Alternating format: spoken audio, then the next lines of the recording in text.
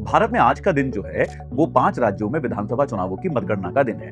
तो जब भी हमारे यहाँ मतगणना होती है, आप लोगों ने सुना होगा कि यार यहाँ पर अभी 3 राउंड की काउंटिंग हो गई है और ये प्रत्याशी आगे चल रहा है, 4 राउंड की काउंटिंग हो गई है, 10 राउंड की काउंटिंग हो गई है वगैरह। तो कभी सोचा है कि राउंड का क्या मतलब होता है? देखिए, राउंड का मतलब मैं आपको बताता हूँ कि भारत में किसी भी विधानसभा क्षेत्र में क्या होता है, बहुत सारी वोटिंग मशीन्स होती हैं, ईवीएम होती हैं जिन पर वोट डलते हैं। काउंटिंग के दिन क्या होता है, जो आपका काउंटिंग वाला इलाका होता है, काउंटिंग का जो हॉल होता है, वहां पर बहुत सारी टेबल्स लगाई जाती हैं। तो मान लीजिए किसी जगह पर आपने ऐसे 15 टेबल्स लगा दी, तो जितनी भी आपकी इलेक्ट्रॉनिक वोटिंग मशीन्स हैं उनको उन 15 टेबल्स पे बराबर बराबर बांट दिया जाता है। मान लीजिए 300 मशीन हैं टोटल, तो 20-20 मशीन आपने हर 15 काउंटर पे बांट दी, तो हर काउंटर के पास अब 20 मशीनें हैं। तो आप क्या करेंगे, पहले क्या होगा, हर एक टेबल पे किसी एक मशीन को खोला जाएगा और उस एक मशीन की गणना की जाएगी, उसके डेटा की एंट्री की जाएगी कि जैसे मान लीजिए पार्टी ए को कितने वोट मिले, पार्टी बी को कितने वोट मिले, पार्टी सी, पार्टी डी को कितने वोट मिले, और सारी टेबल्स पे उस पहले राउंड की गणना को जोड़कर आप हर राउंड के बाद बढ़त घोषित करते हैं। तो जहां पर मतगणना होती है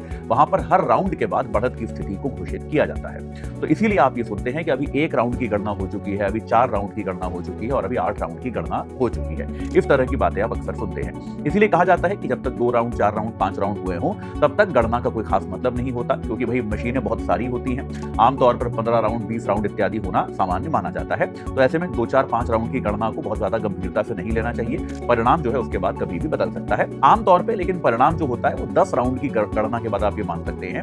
वो विधानसभा टू विधानसभा वो एक फर्क भी हो सकता है, लेकिन आमतौर पे एक सामान्य प्रकार की विधानसभा में जब 10 राउंड की गिनती हो जाती है तो उसके बाद एक आपको क्लियर अंदाजा मिलना शुरू हो जाता है कि कौन सा प्रत्याशी एक दृढ़ तरीके से आगे चल रहा है और किसके जीतने की संभावना ज्यादा है।